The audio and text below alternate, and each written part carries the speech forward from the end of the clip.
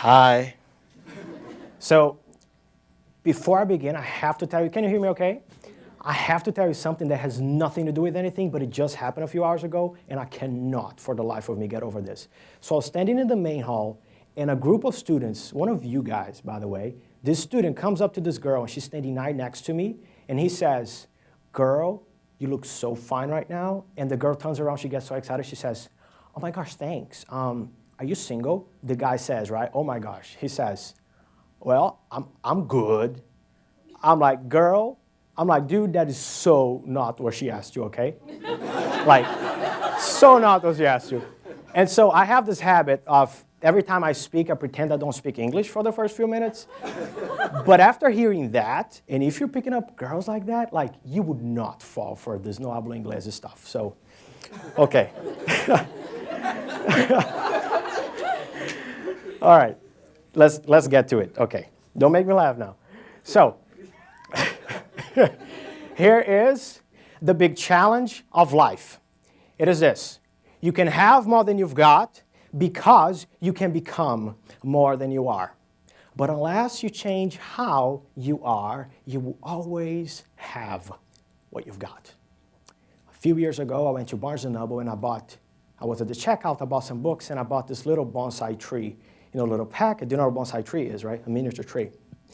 And I took it home. I was that excited. I was going to grow my own tree, right? And as I opened the box, I read in the instructions manual that those are regular pine seeds. That didn't make any sense at all. And I asked myself, how come I'm going to plant a pine seed and it will grow into a miniature tree as opposed to growing into a huge pine tree? And here's why. And it changed my life, is this. That seed does not grow into a huge tree because of the size of the pot. Wow. In life, the pot represents our visions, your dreams and your visions. And if your vision for who you can become and for how much you can grow is little, you will stay small. If your vision for who you can become and for how much you can grow is small, you will grow and nurture a miniature life instead of a big and fulfilling one. And for a long time, my pot was very, very small. My mother suffered from an abusive husband, from not having an education, from not having anything to rely on when we lived in Brazil. And after my father abandoned us, we packed our stuff and we moved across the country to live with my grandmother and great-grandmother in a place that can be best described as a ghetto on steroids. Now, at that particular time in my life, we would beg for things, right? My mom and my grandma would go to the rich kids' school and they would say, "My kid's the best kid in the world. If you just give him a chance, let him study here for a few months and you will see." The principal would feel sorry and say, "Sure, bring him over." I would get there, but I would blow it every single time. Every time I walked into those classrooms, I didn't feel me. I didn't feel welcomed. Every time I walked into those classrooms, the looks and the stares, and finally, I couldn't do it anymore. What did I do?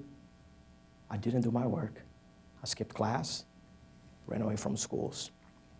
And whatever I did, I felt I wasn't good enough. And that's what I want to share with you today in the short time we have together, is how I went from there to ultimately Harvard. Through three things. Take notes: purpose, passion, and patience. Let's talk about purpose for a second. I don't need this. Let's talk about purpose for a second. The first step towards achieving anything in life is defining what that one thing is. Is putting your hand in your chest and asking yourself, what does my heart beat for? What is my purpose? Here's how I found my purpose. In the midst of all that bad stuff, an older cousin took an interest in me, and he gave me something that changed everything. He gave me books, the classics of literature and philosophy. Now, I had never read books up to that point, but there was something about that man that respected me. So I gave those books a try. He would assign me a few chapters one week. He would come back the next week. We would discuss the chapters, and he would teach me how to play chess all at the same time. And in no time, something beyond amazing, a deep transformation took place. It was this: the more books I read, the more knowledge I gained, the more confident I became. Why? Check this out. Because now I could go to school and have something to say. It's as simple as that. Information changes everything. Absolutely everything. And unlocked my mind. So much so that I started expanding the very size of my pot. Okay? And around that time, I was watching this documentary and I saw an interview with this guy. He was just so well-spoken. He was just so eloquent. And he spoke so passionately about his stuff. And right then I said, oh my gosh, I want to be like him. And then it said that he was from this magic place called Harvard. Right? And right then, my 14-year-old mind said, oh my gosh, one day, that is going to be me. Now, if you're in Texas or Kentucky, and nothing against Texas or Kentucky, I mean, I love Texas, but if you're in Texas or Kentucky and you tell your friends that you're going to go to Harvard, what do they say back to you? Seriously, laugh it up. That's right. They discourage you. They make fun of you. Now, can you imagine what it meant for me to say, living in Brazil, that one day I was going to go to this place called Harvard, right? You know what people told me? Dude, hell broke loose. They said, who the f*** are you, man? Seriously. Like, you? Dude, you're 14 years old. You probably won't even graduate. Here's a very powerful lesson I learned early on, is that people, often the people who are closest to you, will do anything to try to discourage you from pursuing your vision, from pursuing your goals, simply because of the fact that they do not have the courage to go after their dreams themselves. I had gone through so much stuff, and here's the response. Here's what I told them, and here's what you tell those people. Stop. I have no time for you. I'm not interested in what you have to say. And even though no one, not even I, knew how any of this would ever work out, I had something also very strong going on for me at the time. You know what that was? It was a strong why. It was a strong sense of purpose that I had developed. It was a strong reason. And when you have strong reasons, nothing in this world is impossible. When the why becomes strong, I later learned, the how becomes easy. I kept watering my seed. I kept expanding my pot, holding on to that strong mental image. And what happened next was really, really a miracle. And I cry every time I talk about this. I'm not going to cry now because, But this gentleman came all the way from the U.S. to Brazil. He met and fell in love with my mom, who was in her 40s and had 3 children to care for. And he married her. And he brought all 4 of us to the land of opportunity, here, to the United States of America. Now, for lack of time, right? High school was great, was crazy. America was great, but things got a little crazy in high school because I couldn't speak a word of English, right? So I would just agree with anything you said. So if you ask me, so Pedro, where's your homework? I would say, yes. So Pedro, how are you doing today? Yes. And like, Pedro, do you want juice or soda? I mean, yes. It's like, are you stupid? Let's get to that later, right? Okay. Now let's talk. Thanks, man. Thank you. Okay. Let's talk about passion. As soon as I graduated high school, instead of applying to Harvard, I did a whole bunch of other stuff, but mainly because I fell victim to a disease that affects a lot of people in this world. Horrible disease, and it's called what if? I started questioning myself once again and asking, what if I'm not good enough? What if they reject me? What if they don't like me? What if I'm not smart enough? What if this? What if that? So instead of applying there, what did I do? A whole bunch of other things, and also enrolled at a local community college. And on the top of everything, I learned that I sucked at math. I mean, really, really bad. Don't raise your hand if you suck at math, because we just had a math speaker here, so don't let him know, okay? But I sucked at math so badly. But why is this important, and why am I talking about this at all? It's because of this. It's much bigger than math, right? It's because very often in life, when we are presented with an obstacle, with a seemingly unsurmountable obstacle, what do? We stop. We let the obstacle become bigger than our goal. We let the obstacle become bigger than our vision. And right then, I made a decision that was just as important as the decision I had made to stop listening to self-defeating, angry, and jealous people. The decision I made that day was that I was going to do whatever it took to achieve my goal of becoming a world-class scholar so that I could impact this world through knowledge and scholarship. That was the decision. And boys and girls, it wasn't easy. Like, I would stay all day in school, from morning to night, 8, 9, 10 p.m. Sometimes I had no idea what was going on. But you know what? Was it worth it? And here's one thing too. Walking around campus at night is not fun. All by yourself is so not fun. But here's the thing. Instead of asking myself, why me, and playing the victim role, the question that I was asking was fundamentally different. I asked, why not me?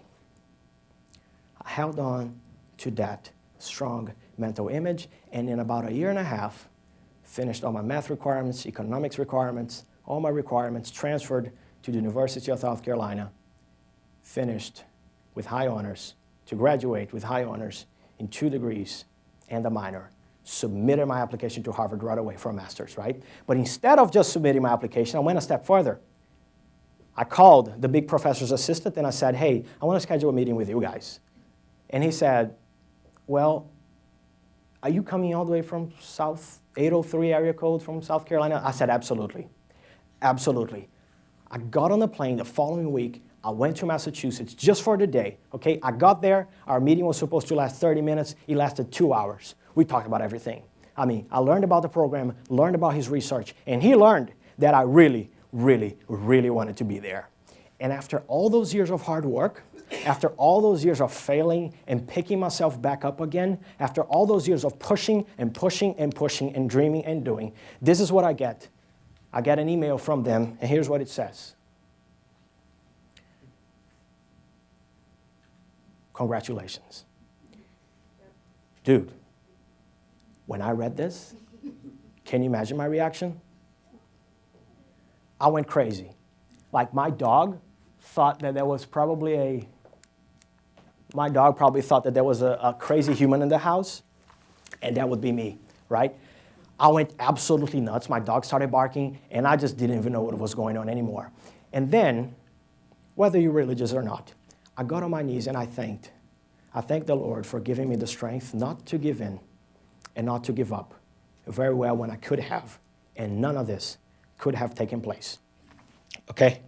And in a few weeks later, I get another phone call from Harvard, and they said that I had been selected as one of 12 students selected to receive the prestigious Leadership in Education Award from Harvard, and that was also going to take care of half of my tuition. The dumb kid who couldn't go to class, right? Let's talk about patience real quick. Patience, absolutely fundamentally important for anything that you do in life. Be patient with yourself. And patience also means that things that you know and you recognize that things happen for a reason. Things might not make sense to you now, but in the future, looking retrospectively, you will be able to connect the dots. Back in the day, when we couldn't afford things like milk, I used to be pretty mad at life. Complain all the time, didn't know what was going on. I didn't know why those things were happening, but now they make sense. When I was 14 to 15 years old, I dated this one girl called Thais, prettiest girl ever. And in our very first date, guys, I was really crazy, right? In our very first date, I bought her this $1.99 ring, plastic ring. I put it in her hand and I said, girl, we are so married right now. We're like 14 to 15 years old, right? We lost touch completely when I came to the US. Had no idea what she was doing. She had no idea what I was doing. But 6 to 7 years later, my mom calls me and she says, Pedro, I think you ought to go see your dad. Now, that didn't make any sense at all because that was the same father, right, who had left us. But I didn't argue. I went back to Brazil for the first time and I saw him. That was on a Friday. I won't get into detail, but I saw him that Friday. I saw him Saturday, Sunday, Monday, Tuesday, Wednesday morning. He passed away. And check this out. He passed away of natural causes. It was as if he had been there waiting for me the whole time. But it seemed that somebody else was always waiting for me. Also waiting for me. 2 days before my father passed away, guess who I saw walking around the town of over 500,000 people? Dude, that same girl. That same girl. And she was looking so good too. Walking with her brother and with her sister. And guess what?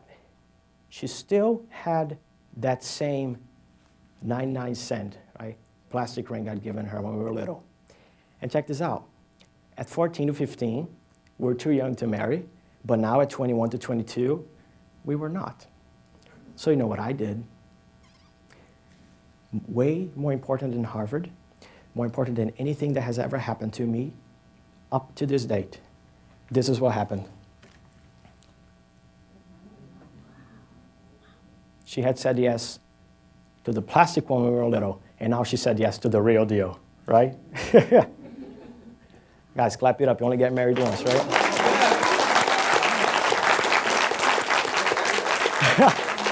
I said you only get married once. I heard some people, yeah, right? And that's us. Now, I'll conclude with this. Oh, cute. Guys, I'll conclude with this. There is so much potential stored inside of you if you choose to see it and acknowledge it. No matter your history, no matter your beginnings, no matter your past, you can have a different ending. And here's what's required of you. And here's where you get stuff. What's required of you is that you keep going. What's required of you is that no matter how many people lie to you, no matter how many people tell you it can't be done, no matter how many people tell you no, that you just keep moving forward. And most importantly, that you do not let one person, one event, or one thing be the reason why you stopped halfway. Because guess what? That one thing, or that one person, or that one event is not worth your future. There is a great philosopher I love called Schopenhauer. He wrote a beautiful book called The World as My Will and Representation. And I paraphrase him a little to say that the world is my will and representation. Whatever you think the world is, thus it becomes. Whomever you think you are, thus you become. You become the story that you keep telling yourself over and over and over and over. And never for a second tell yourself that you don't deserve better things in life. For a second, tell yourself that you don't deserve having a better life in general. And never for a second say that you don't deserve something as simple, as complex, and as pure as love. For example, the big challenge of life. You can have more than you've got because you can become more than you are. You have the power within you to change everything. Be the chess player and not the chess piece. Thank you, guys.